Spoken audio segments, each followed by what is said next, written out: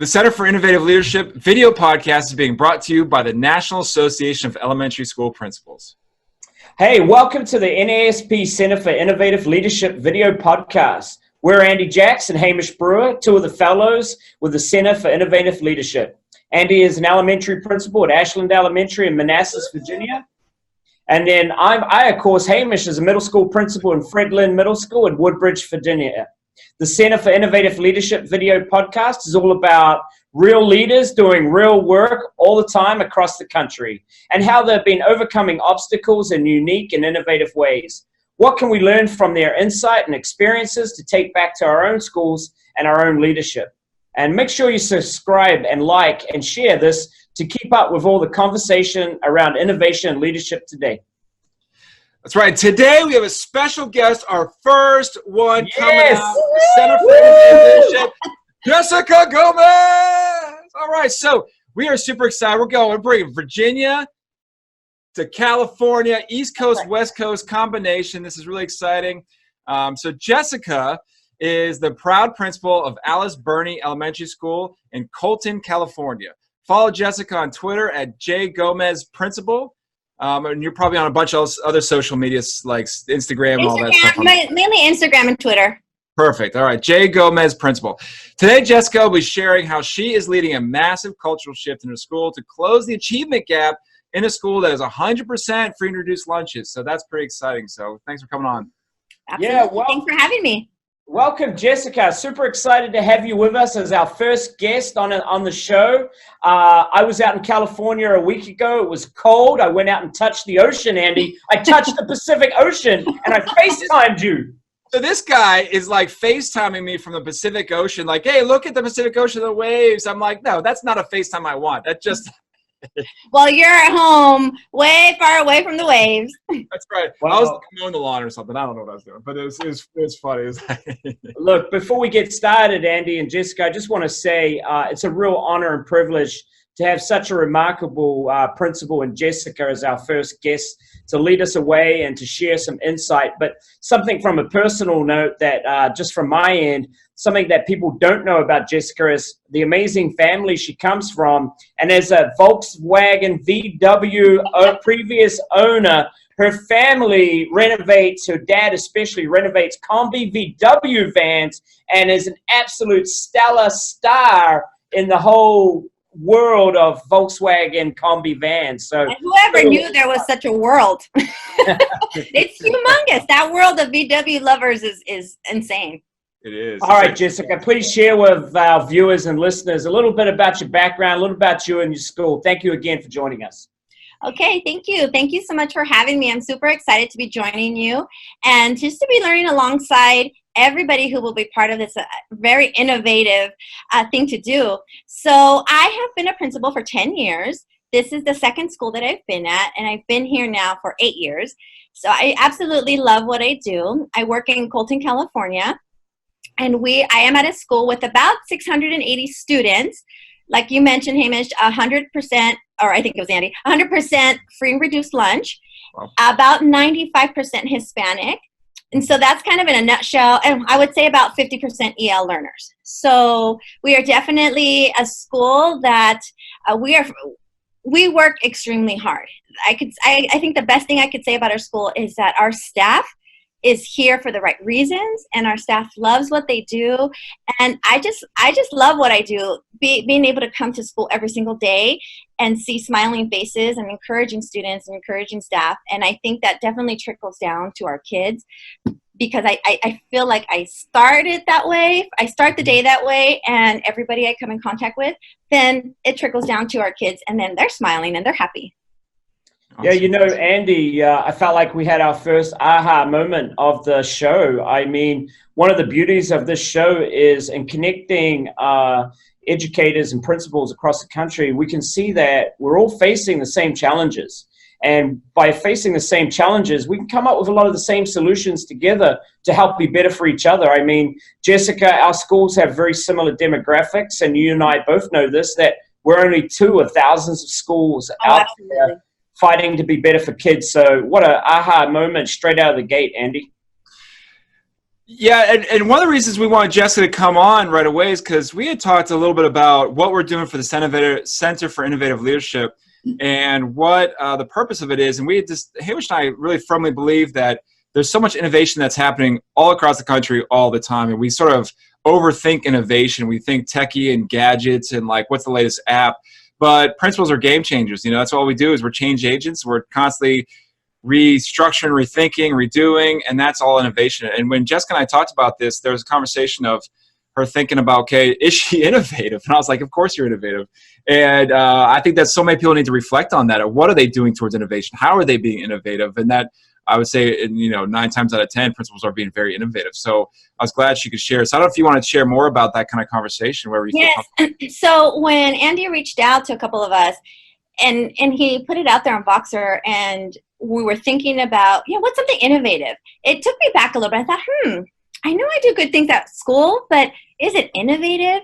And it started to bring up the conversation about when you're a connected leader, you're a connected educator, you are around like-minded people. And so you're having conversations with like-minded people. So in your eyes, you're not doing anything innovative that another principal is not doing within your realm of influence. Specifically for me, like on Voxer and Twitter, my PLN, that way.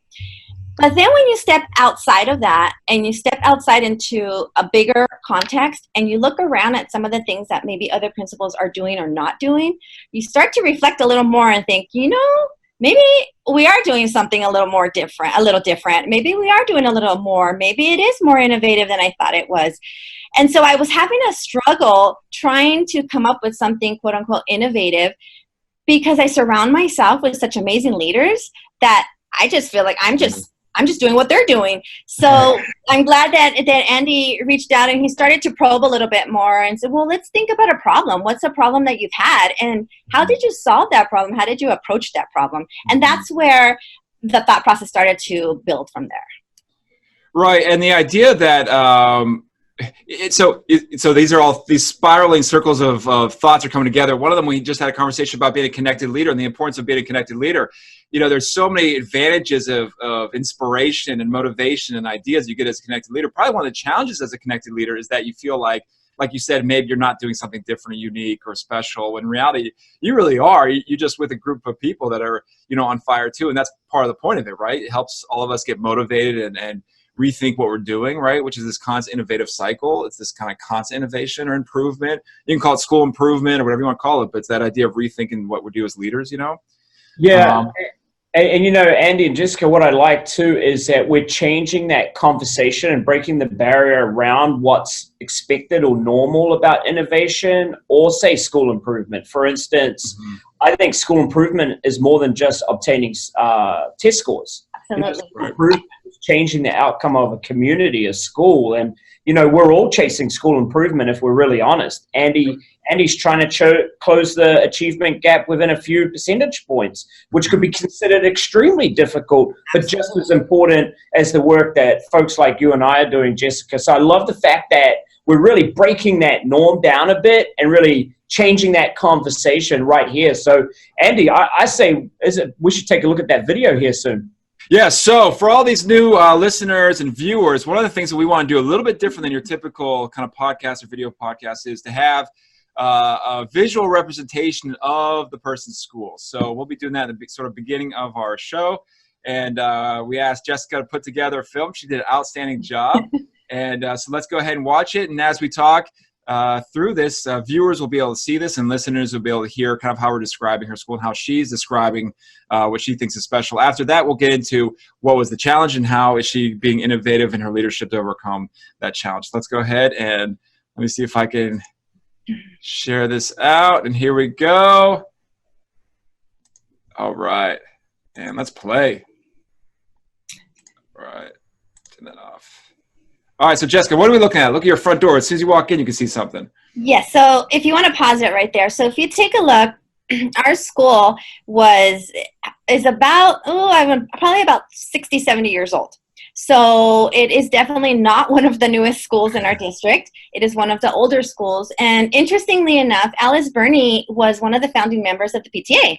So she was one of the founding ladies that started PTA, which is very interesting to be named. You mean after. of PTA overall? Yes. Uh-huh. Oh, wow. Yeah. That's interesting. Yeah. So because it is an older school, we tend to, I want to try to make it as inviting as possible. So even though we don't have, the beautiful new building, I feel like there's things that we can do to make the community feel welcome. And so what you see is, of course, the first thing you see is like the welcome at the top and these banners that we actually have a print shop here in our district that they made those for us. I said, here's kind of what I want. They design it, they give it right back to me, and I said, perfect, that works perfect. And so what's your district? What's your district Colton, again? Colton Joint Unified. Colton is the town and the district. Colton Yeah, Unified. so we're in Colton, California. So we're the neighboring district to San Bernardino. Okay, great. Awesome. Neighbors So to you have your own San print shop in there. That's great. Yeah, and they do amazing work. And actually, the front of the school right now, I wish I would have taken video this week because you see how it's all brown? Yeah. They removed all the bushes that were there. Oh, and wow. they just re-landscaped the front. And they just they're not even done. They were working on it this weekend. Oh, that's great. So, yeah, so that's why it looks so bare. It wasn't necessarily that bare, but they're putting new drought-resistant plants and all of that. Sure. So I'm going to go back to this one right here. I see, what's this about here? Okay, obviously, you walk in your front office, right? That's our lobby. Okay. And so what we wanted to do. Oh, sorry. What? We're just getting used to this whole thing. There we go. Okay. There we go. So that is our lobby. So we have this display case that, as if you've had a display case at your school, sometimes you're always thinking, what should we do with it? What should we put there? You're always trying to find something to make a good use of that space. So last year I had the vision of I just want to show all the great things that we do at our school. And what a great way to capture it in black and white. And so what we did was I took, these are pictures that I take every single day. So I picked some of those pictures that I felt really encapsulated our students and our staff. And I just printed them on black and white, bought some frames at the Dollar Tree, and I just put them up. And it looks really neat because when the kids first saw it, like, oh my gosh, it looks so good. There I am. The parents love to see those pictures. So Jessica, I'm straight away, I've got a cabinet, and I have the same age school, and I'm already thinking of a cabinet in my building out front where I could do that. Andy, something I was interested in, if you go back 10 seconds, you see this tree, and it looks like a tree of kindness. I'm really interested to see, did that start with no leaves at the beginning? Okay, so let me tell you what that is. So every month, I do a principal's read aloud. So for the year, I schedule out what book I'm going to be reading each month. And so what I do is I usually try to pick a book that's going to teach some kind of character trait, something that's going to teach us something that typically kids wouldn't really think about. So I'm very intentional about which picture books I choose. And what I do is I go in for about 30, 35 minutes. Teachers sign up on Google Calendar. So we have just a Google Calendar just set up for read-alouds. And we put in our appointment slots, myself and my assistant principal, and then they go in and sign up. And they know at the beginning of the month, they rush through that calendar because it fills up really quick. So what we do is we release the teacher, said, go have 30, 35 minutes, go do what you need, use the restroom, relax, make copies, do whatever you need. We're going to take over. So we take over the class, and then after reading the book, we do an activity with the kids to really, it's almost like a culminating activity to tie in what we just did. So this is a result of all the classrooms that we read to during that month. And so every time we were done, we would just go up and we'd keep adding those hearts. And on there, the kids have written what kind things they have done for others or kind things that they can go and do. And so this really helps the community and the kids remember, oh yeah, that was this book. And these are all the great things that we're doing at our school to show kindness. This was just 1 month, one example of the things that we do. Yeah, Jessica, I mean, it's just amazing. And it looks like you're solving a challenge and overcoming a challenge through positive impact and positive messaging. When I previewed your video, it was very clear that you've been very implicit, very direct, very intentional about the messaging in your school with your students. Yes, the idea of literacy, the idea of just being kind, the idea of we acknowledge you, we love you, we appreciate you. we try to do that in so many different ways because we want our kids to come to a place where they feel safe, where they feel loved, where they feel supported, and they have an adult that they can go to at any time to share whatever's on their mind. And trust me, I get plenty of kids that want to come and tell me all kinds of issues that they're having, and they think I have the answers to everything. But when I step back, instead of looking at it as like, oh my gosh, here they come again, right? I look at it from a perspective that I'm so glad that they feel comfortable enough to come to me and share whatever it is, whether it's a celebration or a concern or whatever it is. That shows me that I've built a strong relationship with them that they feel comfortable enough to do that. That's outstanding. And one little takeaway, and we're going to go ahead and move through this video, is what do you have in your trophy case? That's a question Jessica could ask our viewers and our listeners, right? What do you put in your trophy case? For her trophy case are students. That's a great messaging right there. Mm-hmm. All right, so we're going to let this roll and just kind of talk through. But yeah, we noticed too this idea of student-friendly, student-focused school. Yeah, so this is our hallway. We're one of the few schools that have hallways. And when I got there, so you can pause it right there. So when I got here to the school, those bulletin boards were not there. It was just stark white walls. And I thought, oh no, if it really felt like a hospital hallway, like a scary hospital hallway, we really need to get some color in here, and we need to make sure that this is about kids. Like the second you walk in, I want people to know this is about kids. So I had all these bulletin boards put up around up and down the hall. So each grade level has a bulletin board. Our counselor has a bulletin board, and then they update it every month with reflections of the work that they're doing, learning what they're learning about. And then the kids love to stop by because this hallway, everyone uses this hallway to go to lunch, to go to the office, to go to the help desk office, to come in at school, and they stop and they read the essays and they look at the art projects. It's really a neat opportunity. It's like, what a great space to be able to highlight kids. And so you can see these are our students. This is what students look like at our school. They're so happy. You're in California, right? So you got tons of outdoor space. If you want to stop it right there. So this is what we call the butterfly garden. And it's actually a memorial garden to an employee that used to work here before I got here. And she passed away. So the staff put together this garden that is in memory of her. And over the years, it's kind of just, nobody was really kind of taking care of it. Like, I don't have a green thumb, so I definitely don't know how to take care of plants or anything like that. And luckily, the mayor of Colton, they just opened a big Walmart distribution center. They wanted to do some community work, and they wanted to do some team building for their managers.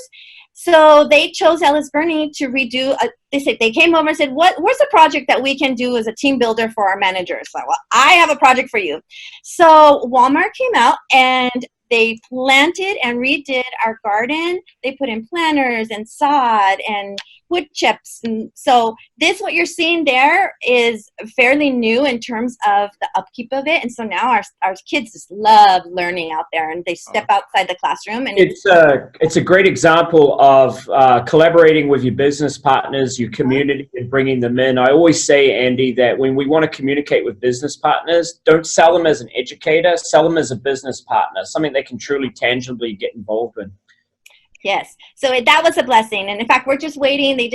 I have to get back to them, but the plaque that was there disappeared. So they're getting it remade for us. And then we're going to have a ribbon cutting ceremony to celebrate that staff member. So here what you're seeing is our counselor. We probably have one of the most amazing counselors. What a blessing. So what's her name? Her name is Denise Cervera. And she's just absolutely amazing. I couldn't ask for a better counselor. Awesome. So that was her room. And on Fridays, she does Fun Fridays. So when the kids see the kids playing at recess, well, instead, so many kids will come into her classroom instead and just play games. And I had bought these huge games. I don't know if you saw them, but the huge Jenga and the huge checkers. And they just go in and have a great time at recess. And it's just fantastic. It's fantastic that they love going to her, and she does so many amazing things at her school. What's happening here, Jessica? Okay. So let's go back a little bit. So first of all, And I know we're going to probably talk more about this when we get out of this video, but we talked about your teams coming together. I know that's something important for you. Yes. So what you're seeing here is our teams getting ready to look at our standards matrix. So we have 6 units in a school year, and we align all of the most highly tested standards in units. So 5 standards per unit, ELA and math. And what we do at the end of every year is we relook at that matrix to see if we want to shift any standards around. Maybe that set of standards that we put in place didn't quite flow. So what we're doing here, we're going to look back at the matrix and work together as teams to decide, do we like it the way it is, or is there something that we want to change for next school year, and then change the assessments based on how the standards get laid out. And would this be part of your PLC, your professional learning community in your school? Yes. Mm-hmm. Now, is this pretty standard for where you're in your school district? Are you tweaking it? How is this like different? Because that's the whole innovative piece, right? We're all trying to make school improvement gains and affect our students in more positive ways. But, it's like soup by John Gordon. Whoever makes the soup, it always tastes different, right? So how do you make your soup taste different? So let me tell you about this process. This is the 2nd year that we've been doing it. We actually... it's not district wide. It's actually so we're broken up into like 3 big cities: Grand Terrace, Colton, and Bloomington. And historically, the Colton elementary schools that feed into our middle and high school have been traditionally the lowest performing. And their chances of graduating are much less than the other 2 high schools in the different cities.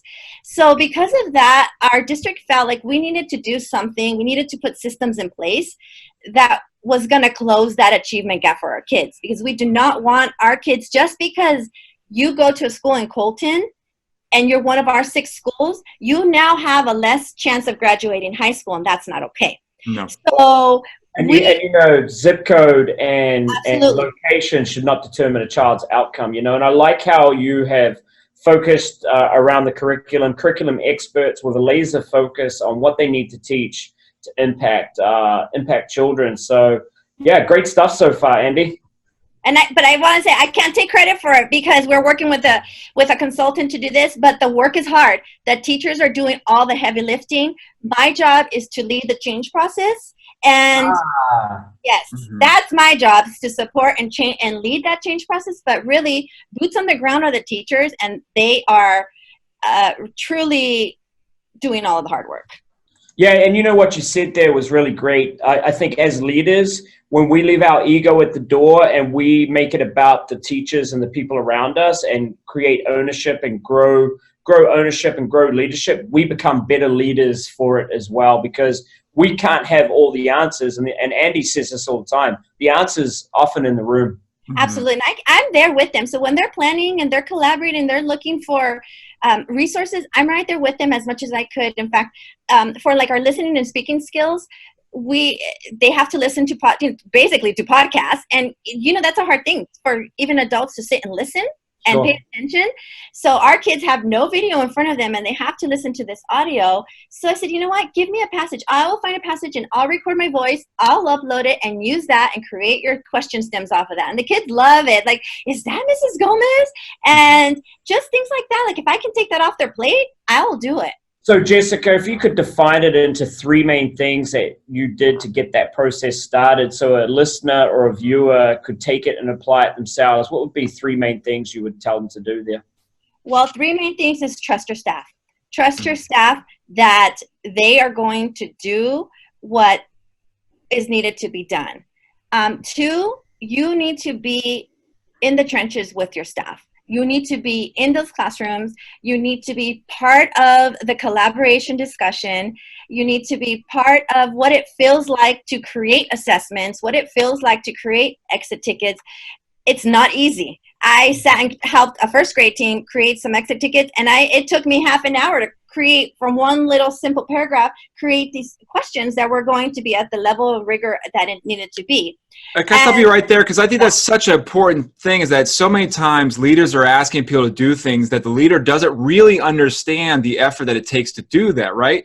And sometimes it's just the way it goes, but it's our job to make sure we truly understand what that means, how long it takes, Because otherwise it's just so easy for us to say, do more, do this. Oh yeah, why don't you do this? Why don't you do this? But once you have to do it, then all of a sudden it changes a little bit about your mindset or your kind of like thought process about, oh, that is pretty tough, you know, like getting into classrooms, even teaching classes, even working with kids. Some of these things, you got to really get an idea of what you're asking them to do. That's a great point.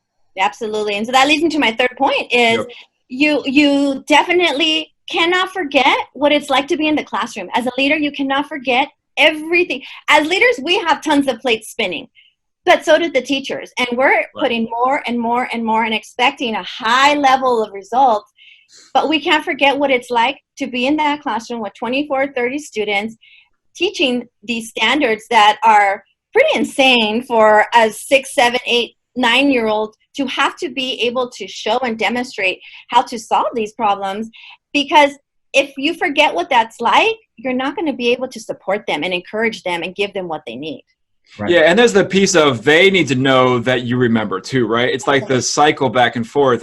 It's like a trust thing, right? If they feel that you sort of get it and understand, you truly acknowledge that, then they'll follow the leadership more, and they'll also be leaders and be more invested too, right? Yeah, that's a great point. You build capacity in them to become leaders. Truly, I have a school full of leaders. Absolutely.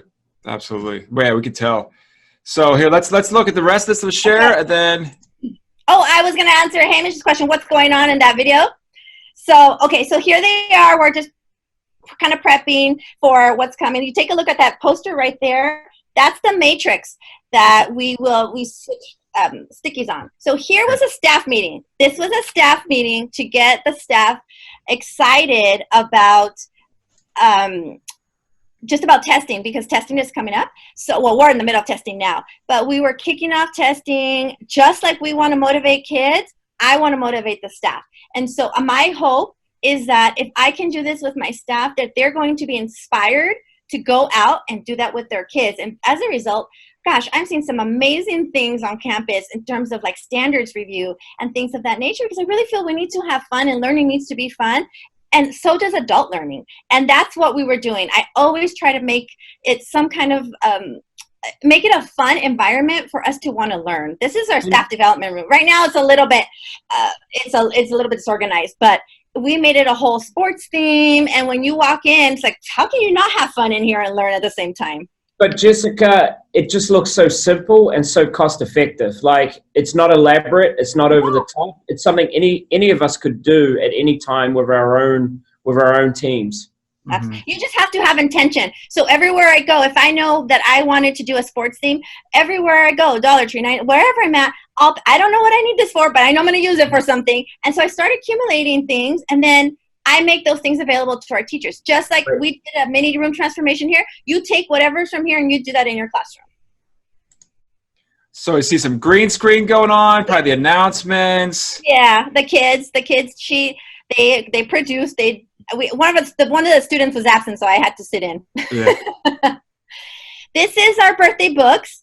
So this is a quick shot at what we do. They come up, I call them every week. They come up, they come pick any brand new book that they want. So there they are. That's awesome. Yeah, and then they get their picture, and then they get a selfie with the principal, and I print it out on a little printer, on my little printer. Positive vibes and growing literacy. Love for literacy. That's outstanding. Yeah, I like the combination of the two together. That's great. Absolutely. And these group of third graders, they love to just come and play Legos and hang out at lunch. And so again, this idea of literacy, this is a kindergartner, EL student who came in not knowing very many of his letters, reading to me his writing. And they love to come and show me, Mrs. Gomez, look, they're so excited. Here's an example of that room transformation standards review. So our teachers put this together, and they do their standards review in there, glow in the dark. And I like the glow in the dark stuff, Andy. Oh yeah, that's right. This is our TK kids. So these are our 4- and 5-year-olds coding the little bee bots for sequencing. Okay, can you stop this one right here? So this teacher, she's a kindergarten teacher. Over spring break, she broke her ankle. And this was her at home. She said, you know what? I still got to teach my kids. What's her name? Her name? Tell us her name. Joaquina Camacho. Where is she? Yes. So she says, I'm sitting here. I can teach from right here. So the sub, she taught her how to get on Google Hangout, and every day at 10 o'clock for math, she was on there. And so I walked in one day, I was like, you can't even hear. So I brought in my big rolling speaker so they could hear her. So she is leading the math lesson from her couch every day at 10 o'clock, and these kids are following along with her. Say her name again. That's outstanding. What's her name? Her name is Joaquina Camacho. Miss Camacho, that was outstanding effort. Yeah. That level of commitment. You know the cool thing, this is Hamish and I talk about this all the time. People know when you're giving more effort, when you're giving all of yourself. You know, as leaders, our teachers know, our students know, but as teachers, your students feel that passion coming out of you, and it just is like just contagious and energetic. And Ms. Camacho, that was outstanding work right there. That was outstanding. And what does it say about the school culture and the transformation taking place? Great leadership and great teamwork the whole way around. You know, you're as strong as the team. And when somebody's doing that, I mean, that's an example to all of us of all in. That's outstanding. Yeah. Absolutely. And no one told her to do that. She didn't have to do that. She's off medical leave, and I don't know, I just brought chills to me when I walked in. I said, what is going on in here? And she's like, oh yeah, we do this every day at 10 o'clock. Well, Jessica, the work that you're doing at your school is absolutely amazing. The walkthrough was absolutely awesome. I've got 3 or 4 takeaways for myself. What about you, Andy? Yeah, absolutely. Just a sense of student-friendly, student-focused. I keep coming back to what's in your trophy case, right? What's in your trophy case? School is founded on the name of PTA founder, which means there's so much sense of family, community support, involvement, right? And then kudos to you with that sense of family with you and your students. Like, I've talked to so many principals about the need for you to build relationships, and students being able to comfortably come into your office, comfortably interact, and principals being visible. You're all that and more. So thank you. Kudos to you. Thank you. Absolutely. So let's close out with the 3 takeaways. We had trust your staff. Make sure that you're in the trenches with all your staff, your teachers, your students, and cannot forget what it's like in the classroom, knowing what it's like and being right involved. Thank you, Jessica, for the great conversation and your insights, being an innovative leader in your school. Your school is lucky to have you. Thank you. I love what I do. Jessica, what's next for you? What's coming up next for you in the future? Well, actually, so today we're recording. It's a Tuesday. It's Thursday, as a matter of fact. I'll be flying up to Reno, Nevada, and presenting at a AXA and Q conference for administrators. I think it's going to be probably from principals to superintendents that will be there. And I was asked to present on what it means to be a connected leader and how to present like a rock star. So that's 2 of the sessions I'll be doing. And I'll be presenting with Beth Hoof, which is awesome. She's going to be one of the keynote speakers, and some other Travis Allen, some really great people that are going to be there. And so that's kind of what I'm doing. And if I get asked to present. Tell the audience and viewers one more time how they can connect with you. So I'm on Twitter at JGomezPrincipal, and on Instagram as Principal_Gomez. I encourage you to follow me and my school at Bernie_CJUSD. I try to post as much as I can, and I love to share what I do with staff. And I get a lot of people reaching out to me. Can you share this? Can you share that? I said, absolutely. And Jessica, we'll be able to see you at the NAESP conference up in Washington, right? I'll be presenting with Andy. Yeah, that's right. We will be there. That's really exciting. We got a lot of people jumping in on that. That'll be fun. Yeah. And make sure that you join us at the exchange.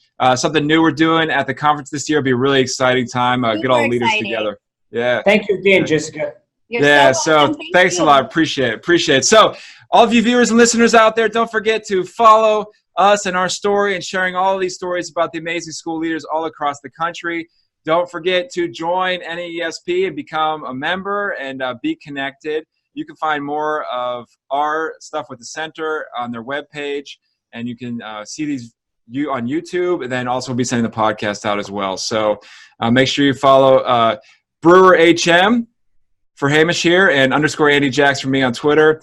And remember, don't stagnate. Innovate. Have a great day. Bye.